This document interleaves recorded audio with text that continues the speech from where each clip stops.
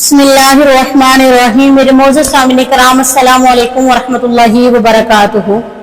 حضرت آدم علیہ السلام کی تخلیق، ابلیس کی نافرمانی اور حضرت حوا علیہ السلام کا واقعہ، وہ زمانہ جب اس وسیع و عریض کائنات میں انسان کا کوئی وجود نہ تھا۔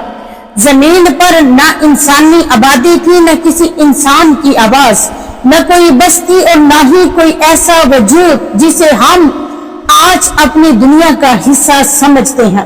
کائنات اپنے رب کی عظمت بیان کر رہی تھی اور ہر طرف اللہ تعالیٰ کی قدرت کے آثار نمایاں تھے۔ پھر اللہ رب العزت نے فرشتوں کو ایک عظیم خبر عطا فرمائی کہ وہ زمین میں ایک ایسی مخلوق پیدا کرنے والا ہے جو وہاں اس کا خلیفہ اور نمائندہ ہوگی۔ قرآن کریم میں اللہ تبارک و تعالیٰ کا ارشاد ہے، اور جب آپ کے رب نے فرشتوں سے فرمایا کہ بے شک میں زمین میں ایک خلیفہ بنانے والا ہوں، تو فرشتوں نے عرض کیا، اے ہمارے رب، کیا آپ زمین میں ایسی مخلوق پیدا فرمائیں گے جو وہاں فساد برپا کرے گی اور خون بہائے گی؟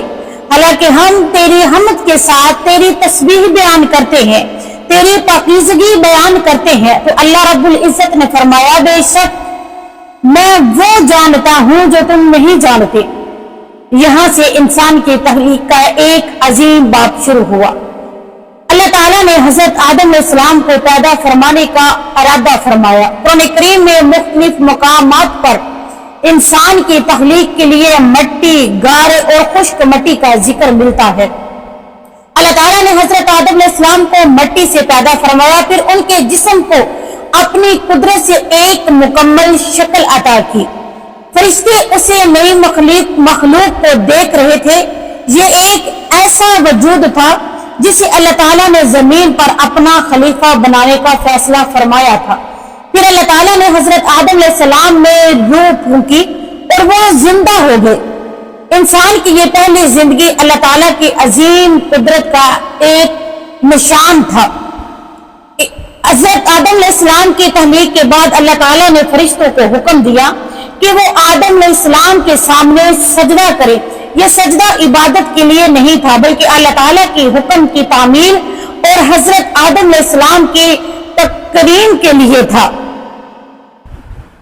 فرشتوں نے اللہ کا حکم مان لیا اور سب سجدے میں جھک گئے، لیکن ایک وجود ایسا تھا جس نے سجدہ کرنے سے انکار کیا، وہ تھا ابلیس۔ اللہ تعالیٰ نے اس سے پوچھا، اے ابلیس، تجھے کیا ہوا کہ تو سجدہ کرنے والوں میں سے شامل کیوں نہ ہوا؟ ابلیس نے تکبر سے جواب دیا۔ وہ غرور میں آ کر اس نے تکبر سے کہا، میں اس سے بہتر ہوں، میں اس سے افضل ہوں۔ آپ نے مجھے آگ سے پیدا کیا ہے اور اسے مٹی سے ہوا ہے، میں اس سے بہتر ہوں۔ یہی وہ تکبر تھا جس نے ابلیس کو اللہ تعالیٰ کی رحمت سے دور کر دیا۔ اللہ تعالیٰ نے فرمایا، یہاں سے نکل جاؤ، بے شک تم مردود ہو۔ ابلیس نے مہلت مانگی اور کہا کہ اسے قیامت تک زندہ رہنے کی مہلت دی جائے۔ اللہ تعالیٰ نے اسے مہلت عطا فرمائی۔ تب ابلیس نے کہا کہ وہ انسانوں کو بہکائے گا، انہیں گمراہ کرنے کی کوشش کرے گا اور سیدھے رستے سے ہٹانے کی ہر ممکن چال چلے گا۔ تو اللہ تعالیٰ نے واضح فرما دیا، جو لوگ اخلاص کے ساتھ اس کی بندگی کریں گے، شیطان ان پر مکمل اختیار نہیں کر سکتا۔ حضرت آدم علیہ السلام کو جنت میں جگہ دی، وہاں بے شمار نعمتیں تھی، سکون تھا، خوبصورتی تھی اور ہر طرف اللہ تعالیٰ کی عطا کردہ نعمتوں کا جلوہ تھا۔ لیکن حضرت آدم علیہ السلام تنہا محسوس کرتے تھے۔ اللہ تعالیٰ نے ان کے لیے ایک زوجہ حضرت حوا علیہ السلام کو پیدا فرمایا۔ یہ انسانی خاندان کی ابتدا تھی۔ حضرت آدم علیہ السلام اور حضرت حوا علیہ السلام جنت میں سکون کے ساتھ رہنے لگے۔ اللہ تعالیٰ نے انہیں جنت کی بے شمار نعمتوں سے فائدہ اٹھانے کی اجازت دی، لیکن ایک خاص درخت کے قریب جانے سے منع فرمایا۔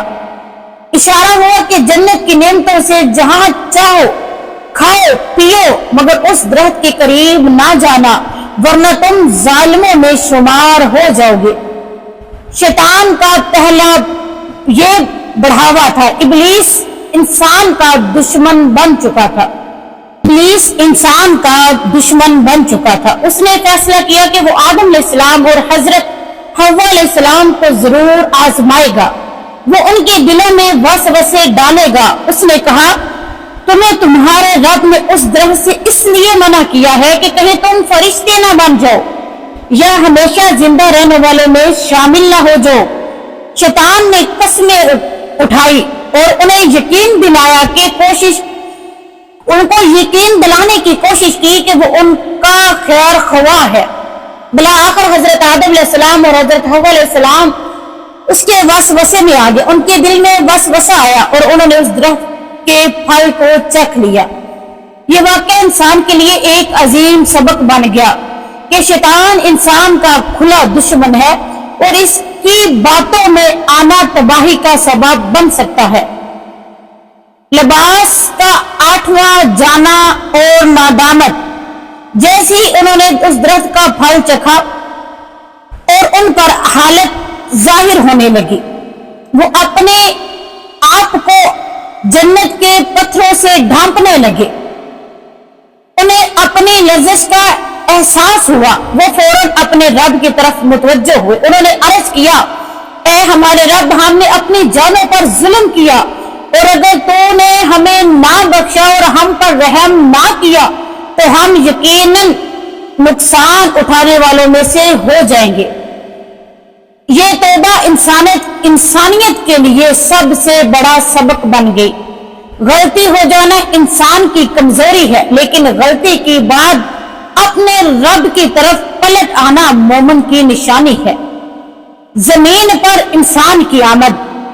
अल्लाह ताला ने हजरत आदम अलैहिस्सलाम और हजरत हव्वा अलैहिस्सलाम को जमीन की तरफ भेज दिया। यही वो मरहला था जहां इंसान की जमीनी जिंदगी का आगाज हुआ। अब जन्नत की आसानियों के बजाय जमीन पर मेहनत, आजमाइश, भूख, प्यास, खुशी, गम, बीमारी, सेहत, जिंदगी और मौत का सिलसिला शुरू होना था। इंसान को अख्तियार दिया गया कि वो अल्लाह की अताअत इख्तियार करे या शैतान के रास्ते पर चले।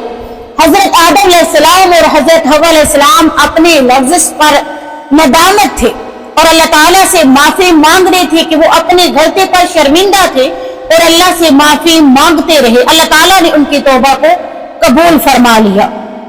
कुरान करीम में अल्लाह ताला फरमाता है, फिर आदम ने अपने रब से चंद कलमात सीख लिए तो अल्लाह ताला ने उनकी तौबा कबूल फरमा ली। बेशक वो बहुत तौबा कबूल फरमाने वाला, नहायत रहम फरमाने वाला है। ये अल्लाह ताला की बेमिसाल रहमतों का ऐलान था। हजरत आदम अलैहिस्सलाम और हजरत हव्वा अलैहिस्सलाम का दोबारा मिलना। हजरत आदम अलैहिस्सलाम और हजरत हव्वा अलैहिस्सलाम जमीन पर मुख्तलिफ मकामात पर रहे। फिर अल्लाह ताला ने उन दोनों को दोबारा एक दूसरे से मिला दिया। ये मुलाकात इंसानी खानदान की नई दौर का आगाज था। फिर उनकी औलादें हुई, फिर एक घर से खानदान वजूद में आए, खानदान से कबीले बने और फिर जमीन पर इंसान की बस्तियां आबाद होने लगी। यूं ही हजरत आदम अलैहिस्सलाम से इंसानी नस्ल का सिलसिला आगे बढ़ा। इस वाक़े का सबसे बड़ा सबक हजरत आदम अलैहिस्सलाम का वाक़या सिर्फ माजी की एक दास्तान नहीं बल्कि हमारी अपनी जिंदगी का आईना है। इंसान से गलती हो सकती है, इंसान शैतान के वसवसे में आ सकता है, इंसान कभी ख्वाहिश के हाथों कमजोर हो सकता है, लेकिन अल्लाह ताला ने इंसान के लिए तौबा का दरवाजा खुला रखा है। शैतान गुनाह के बाद इंसान से कहता है, अब तुम्हारे लिए वापसी का कोई रास्ता नहीं, लेकिन अल्लाह ताला फरमाता है, मेरी रहमत से मायूस ना हो। यही फर्क है शैतान के रास्ते और अल्लाह के रास्ते में। शैतान गुनाह की तरफ बुलाता है और फिर मायूसी में धकेल देता है, जबकि अल्लाह ताला बंदे को तौबा, इस्लाह और अपनी रहमत की तरफ बुलाता है। लिहाजा अगर जिंदगी में कभी गलती हो जाए तो मायूस ना हो, अपने रब की तरफ वापस लौटाओ, आंसू बहाओ, सच्ची तौबा करो, अपनी इस्लाह करो, क्योंकि अल्लाह ताला की रहमत हमारी खताओं से ज्यादा वसी है। हजरत आदम अलैहिस्सलाम की जिंदगी हमें ये पैगाम देती है कि इंसान की इस्लाही कामयाबी बेखता होना नहीं, बल्कि खता के बाद अपने रब के सामने झुक जाना है। और याद रखे, जो शख्स सच्चे दिल से अल्लाह की तरफ पलट आता है तो अल्लाह ताला उसके लिए अपनी रहमत के दरवाजे खोल देता है। अल्लाह ताला से दुआ है कि अल्लाह ताला हमें सच्ची तौबा करने की और नेक रास्ते पे चलने की तौफीक अता फरमाए। वमा अलैना इल्लल बलाग।